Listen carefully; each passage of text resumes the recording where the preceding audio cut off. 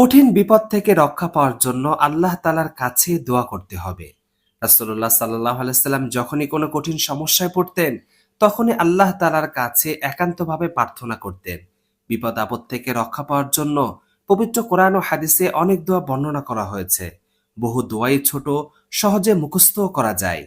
শরীর সজীব ও প্রাণবন্ত রাখার জন্য যেমন আহারের প্রয়োজন, তেমনি কলব বা রূহকে জীবিত রাখার জন্য পুষ্টির প্রয়োজন।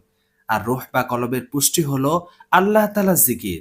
আল্লাহ তাআলা বলেছেন, সুতরাং তোমরা আমাকে স্মরণ করো, আমিও তোমাদের স্মরণ করব। আর তোমরা আমার প্রতি কৃতজ্ঞ হও এবং অকৃতজ্ঞ হইও না।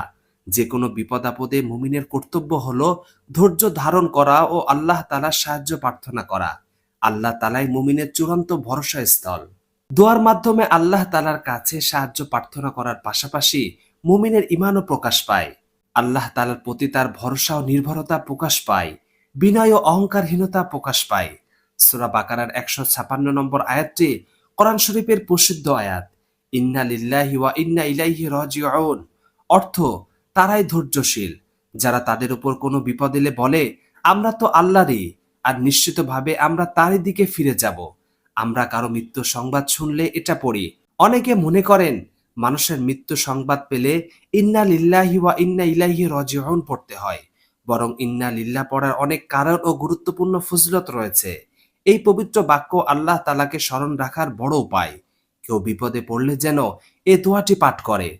একাধারে যেমন সওয়াব পাওয়া যায়, তেমনি অর্থের প্রতি লক্ষ্য রেখে পাঠ করা হয়, তবে বিপদের মধ্যেও শান্তি লাভ করবে, বিপদ থেকে উত্তরণও সহজ হয়ে যায়।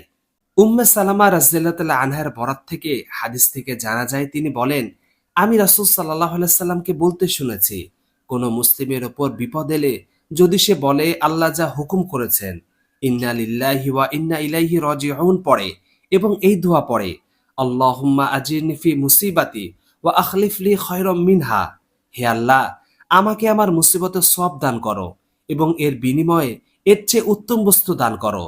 তবে মহান আল্লাহ তাআলা তাকে এর চেয়ে উত্তম বস্তু দান করে থাকেন। উম্মে সালামা রাদিয়াল্লাহু তাআলা আনহা আরো বলেন, আবু সালামা যখন ইন্তেকাল করেন, আমি মনে মনে ভাবলাম আবু সালামা থেকে উত্তম মুসলিম আর পাবো না। এরপর আমি দোয়া পড়লাম। এরপর মহান আল্লাহ তাআলা আবু সালামার স্থলে রাসূলুল্লাহ সাল্লাল্লাহু আলাইহি সাল্লামের মতো স্বামী দান করেছেন। তাই আল্লাহ তাআলা আমাদেরকে বিপদের সময় এই দোয়াটি পাঠ করার তৌফিক দান করুন। আমিন।